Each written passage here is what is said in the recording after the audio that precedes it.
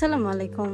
1 পাউন্ডের চকলেট ফ্লেভারের এই কেকটি ছিল ফ্লাওয়ার বাস্কেট ডিজাইনের। প্রথমেই আমি একটি বাস্কেট নজলের সাহায্যে রাউন্ড কেকের চারিদিকে বাস্কেট ডিজাইনটা করে নিচ্ছি। বাস্কেটের মতো একটু একটু করে ডিজাইনটা করে নিয়েছি। এখন এই সেম নজলের সাহায্যে উপরে একটু বাঁকা করে একটা বর্ডার দিয়ে দিব, যেন একটা বাস্কেটের শেপ চলে আসে। বাস্কেটের উপরে যে ফুলগুলা থাকে, এখন আমি ফুলগুলা একটা একটা করে সেট করে নিব। এখানে আমি কিছু পিঙ্ক কালারের গোলাপ সেট করে নিচ্ছি, আর সাথে কিছু চেরি ফুলও অ্যাড করব। এখানে প্রত্যেকটা ফুলে আমি খুব সুন্দরভাবে সেট করছিলাম, যেন প্রত্যেকটা ফুলই খুব পারফেক্ট ভাবে বোঝা যায়। তো এখানে আমি কিছু ডিফারেন্ট কালারের গোলাপ অ্যাড করব, ব্লু, পার্পল। প্রত্যেকটা ফুলই সেট করা হয়ে গিয়েছে।